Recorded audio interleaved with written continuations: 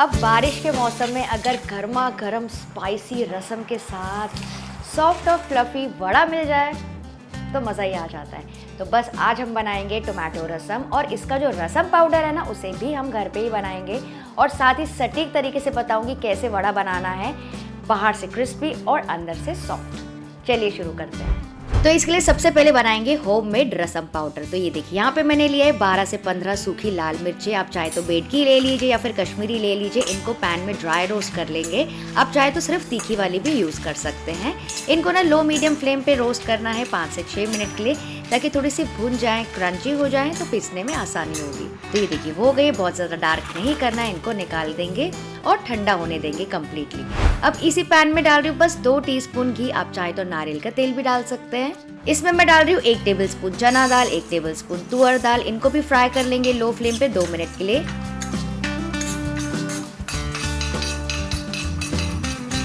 फिर मैं डाल रही हूँ 1/3 कप करीबन 5 से 6 टेबलस्पून भर के धनिया के बीज, 3 टेबलस्पून भर के जीरा, 1 से 2 टीस्पून मेथी दाना, 2 टेबलस्पून भर के काली मिर्च के दाने, और लो मीडियम फ्लेम पे सबको भून लेंगे 3 से 4 मिनट के लिए। काली मिर्च का खास फ्लेवर होता है रसम में, और जो पाउडर होता है वो बाद में भी डाला जाता है रसम बनाते समय।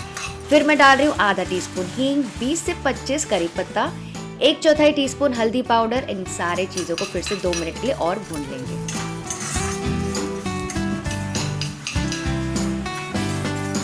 तो ये देखिए कड़ी पत्ता कितने अच्छे से क्रिस्पी हो गई है, मसाला अच्छे से भुन गया है।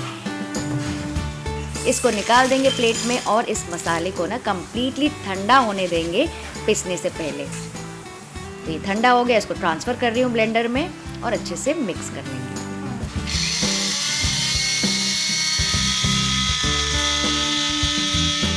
तो ये देखिए फ्रेंड्स, हमारा होममेड रसम पाउडर रेडी हो गया। इतना फ्रेश और एरोमेटिक बनता है, मैं आपको क्या बताऊं। इसको आप कोई भी एयरटाइट कंटेनर में स्टोर करके महीनों रख सकते हैं, जैसे कि हम नॉर्मल मसाला यूज करते हैं। तो ये रेडी हो गए, चलिए रसम बनाने की तैयारी करते हैं। तो रसम बनाने के लिए यहाँ पे मैंने 1/4 कप तुअर दाल को सोक करके रखा था आधे पौने घंटे पहले, और इसका पूरा पानी निकाल देंगे, ट्रांसफर कर लेंगे प्रेशर कुकर में, और काफी सारा पानी डाल देंगे, करीबन 1.5 कप जितना मैं पानी डाल रही हूँ, क्योंकि हमको पतली बॉईल की हुई दाल चाहिए। इसको ढक के पकने देंगे मीडियम हाई फ्लेम पे 3 से 4 सीटी बजने तक, और उसके बाद इसका पूरा प्रेशर निकलने देंगे। तो जब तक दूसरी तैयारी कर लेते हैं, हिमाम दस्ते में मैं ले रही हूँ आधा टीस्पून जीरा, आधा टीस्पून धनिया के बीज, 5 से 6 कली लहसुन की। इन सारी चीजों को दरदरा कूट लेंगे, काफी अच्छा फ्लेवर आता है इस तरह से। आप चाहे तो इसको मिक्सी में भी दरदरा कर सकते हैं। बॉटम लाइन, इसको ना एकदम फाइन मत करना। ये देखिए ये हो गया। दूसरी तैयारी मैंने ये की है कि थोड़ी सी इमली को यहाँ पे 1 कप गर्म पानी में भिगा दिया है 15 से 20 मिनट के लिए। अब एक बर्तन में, कढ़ाई में, लेकिन आज मैं ऑथेंटिक मिट्टी का बर्तन यूज कर रही हूँ पकाने के लिए। इसमें डाल देंगे 2 टेबलस्पून भर के तेल। आप चाहें तो यहाँ पे भी कोकोनट ऑयल यूज कर सकते हैं। जैसे ही तेल गर्म हो जाएगा, डाल देंगे आधा टीस्पून राई, और इसको क्रैकल होने देंगे। उसके बाद जो दरदरा मसाला हमने तैयार करके रखा था वो डाल देंगे, उसको थोड़ा सा भून लेंगे। उसके बाद में डाल रही 3 से 4 सूखी लाल मिर्चें, 10 से 12 करी पत्ता, 1/4 टीस्पून हींग। सबको ना 1 मिनट के लिए पका लेंगे।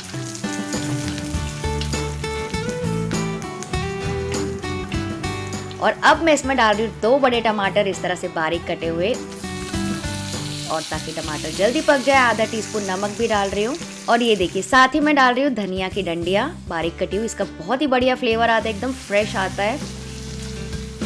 इसको भी मिक्स करके पका लेंगे मीडियम हाई फ्लेम पे, जब तक ये टमाटर थोड़े से सॉफ्ट ना हो जाए।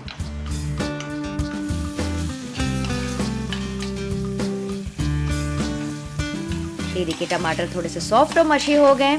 तो यहाँ पे डाल देंगे 2 से 3 टीस्पून भर के रसम पाउडर, जो कि अभी अभी हमने तैयार किया था। बहुत ही बढ़िया खुशबू आ रही है।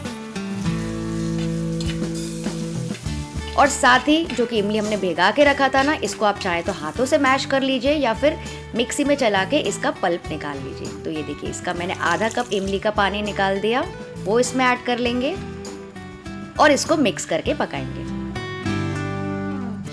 और अब इसमें मैं डाल रही हूँ करीबन 1 से 1.5 कप पानी, और अच्छा सा उबाल आने देंगे। नॉर्मली रसम की जो कंसिस्टेंसी होती है ना, थोड़ी सी पतली और सूपी होती है, जिसकी वजह से काफ़ी सेटिस्फाइंग होती है, स्पेशली बारिश और ठंडियों में। तो इसको आराम से पकने दीजिए 3 से 4 और मिनट के लिए। अच्छा, काफ़ी सारे लोग पूछते हैं कि मैं कौन से पॉट्स एंड पैन्स, कौन सी कढ़ाई यूज़ करती हूँ, तो उन सारों के लिंक आपको नीचे डिस्क्रिप्शन बॉक्स में मिल जाएंगे। लिंक को क्लिक करके आप उसको खरीद सकते हैं। जब तक ये कुकर चेक कर लेते हैं।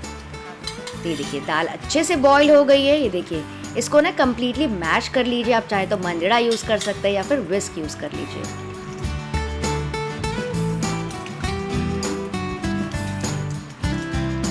तो ये देखिए जो दाल है एकदम पतली है और कम्प्लीटली प्यूरे हो गई है। तो इस दाल को भी डाल देंगे इसमें,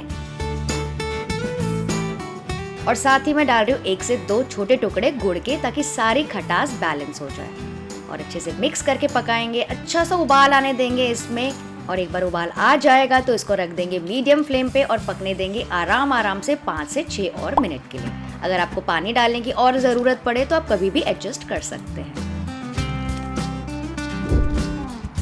तो ये देखिए रसम अच्छे से बॉईल हो गया है। यहाँ पे नमक टेस्ट कर लीजिए आपको चाहिए तो। और आखिर में मैं डाल रही हूँ 1/4 टीस्पून काली मिर्च का पाउडर और फ्रेश धनिया। तो ये देखिए गर्मा गर्म बहुत ही फ्लेवरफुल रसम हमारा तैयार हो गया। बिल्कुल ऐसी कंसिस्टेंसी होनी चाहिए। अच्छा, कुछ लोग रसम ना सिर्फ टमाटर से बनाते हैं, तो आप चाहे तो इसमें तुअर दाल को स्किप कर सकते हैं, सिर्फ टमाटर से भी बना सकते हैं। और अब वो सॉफ्ट वाले फ्लफी मेदू वड़ा कैसे बनाने हैं, यानी कि वड़ा कैसे बनाने हैं, चलिए वो देख लें। अब वड़े बनाने के लिए ना यहाँ पे मैंने ली थी 1.5 कप भर के सफ़ेद उड़द दाल। इसको अच्छे से धो के 3-4 घंटे पहले ही भिगा दिया था। अब सबसे ज़रूरी पॉइंट, इसका पूरा पानी पहले छान लेंगे ताकि इसका एक्सेस पानी निकल जाए। पानी तो हम बाद में भी एडजस्ट कर सकते हैं। और इसको ना ट्रांसफ़र कर लेंगे मिक्सी में। आप चाहे तो बैचेस में भी कर सकते हैं। और अब ध्यान दीजिएगा, इसमें ना कम से कम पानी डाल के पिसना है। तो अभी के लिए मैं सिर्फ 2 से 3 आइस क्यूब्स डाल रही हूँ। आप चाहे तो सिर्फ 2 टेबलस्पून ठंडा पानी भी डाल सकते हैं। और इसको अच्छे से ब्लेंड कर लेंगे। तो ये देखिए एकदम चिकना मिक्सचर रेडी हो गए। मतलब बहुत चिकना नहीं है, हल्का सा दरदरा है, जो कि परफेक्ट है इस रेसिपी के लिए। इसको ना ट्रांसफ़र कर लेंगे बड़े से बोल में। और अब करेंगे एक और इम्पॉर्टेंट ट्रिक। इस दाल को ना अच्छे से फेंटते जाएंगे एक ही डायरेक्शन में। तो इसको इस तरह से फेंटते जाइए, करीबन 5 से 6 मिनट के लिए करते जाइए। इससे क्या होगा, अच्छे से एरिएशन आ जाएगी, मतलब हवा बढ़ जाएगी मिक्सचर में। तो वड़े जो है ना काफ़ी सॉफ्ट और फ्लफी बनेंगे और अंदर से जालीदार भी हो जाएंगे। तो आप चाहे तो यहाँ पे हैंड विस्क यूज़ कर सकते हैं। बीटर से भी आपका काम आसानी से हो जाएगा, या फिर बेस्ट मेरी तरह हाथों की एक्सरसाइज कर लीजिए। ठीक है, तो इसके लिए ना पहले से बड़ा बोल यूज़ करना, क्योंकि ना ऑलमोस्ट फुल हो जाता है क्वांटिटी में।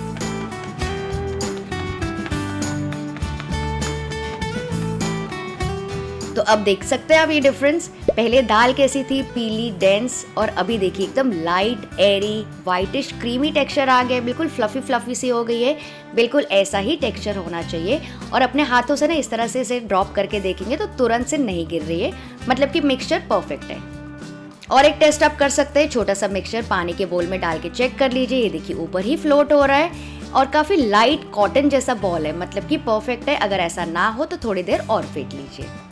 तो अब इसमें डाल देंगे 1 टीस्पून नमक, 6 से 7 काली मिर्ची मैंने लिए थे। इसको मैं एकदम फ्रेशली कूट रही हूँ, दरदरा कूट लेंगे इस तरह से। इसको भी ऐड कर लेंगे। आधा टीस्पून जीरा, 5 से 6 कड़ी पत्ता बारीक कटी हुई, 1 से 2 हरी मिर्चें बारीक कटी हुई, 1 टेबलस्पून बारीक कटा हुआ अदरक। और इसको फिर से मिक्स करके फेंट लेंगे 1 और मिनट के लिए।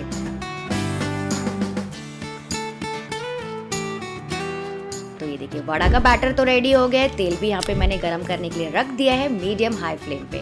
और अब क्या करना है, बैटर को उठाने के लिए अपने हाथों को इस तरह से पानी में डिप कर लीजिए और फिर थोड़ा सा बैटर उठाएंगे। ये देखिए इजीली इस तरह से फिसलता है, तो आपके बढ़िया से गोल गोल वड़े तैयार हो जाएंगे। और अब इनको डाल देंगे गरम तेल में। तो एक एक करके सारे डालते जाइए। तो जितने उसमें समा रहे हैं डाल दीजिए।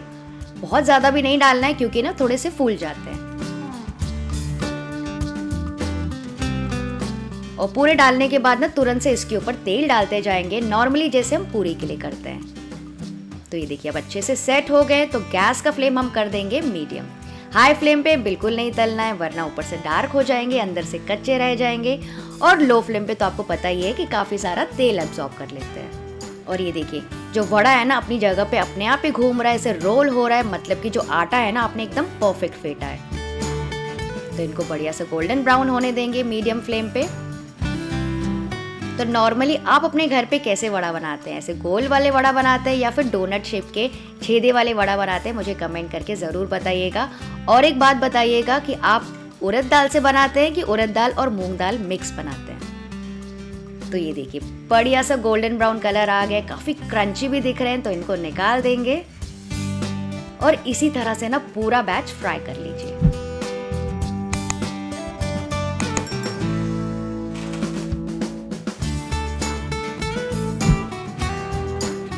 तो चलिए मैं आपको अभी एक तोड़ के दिखाती हूँ गर्मा गर्म। ये देखिए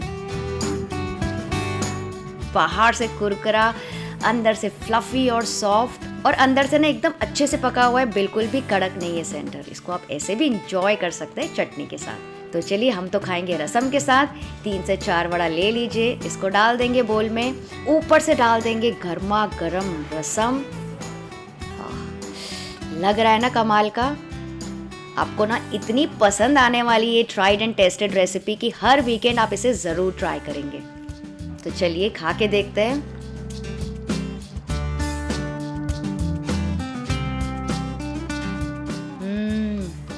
सो सैटिस्फाइंग, गर्मा गर्म वड़ा तीखे तीखे रसम को अब्जॉर्ब करके, ये देखिए कितना बढ़िया रसीला हो गया है। इसको खा के ना आपको मज़ा ही आ जाएगा। इसको कहते हैं सुकून। तो वीडियो देखने में अगर आपको थोड़ा भी सुकून मिला तो प्लीज़ इस वीडियो को लाइक शेयर और सब्सक्राइब कर देना। और फ्रेंड्स, अगर अभी तक के आपने मेरा नीर डोसा नहीं देखा है तो यार आप लोग कुछ मिस कर रहे हो, जाके क्लिक करके ज़रूर से चेक कर लेना। चलिए आप सब अपना ख्याल रखिएगा।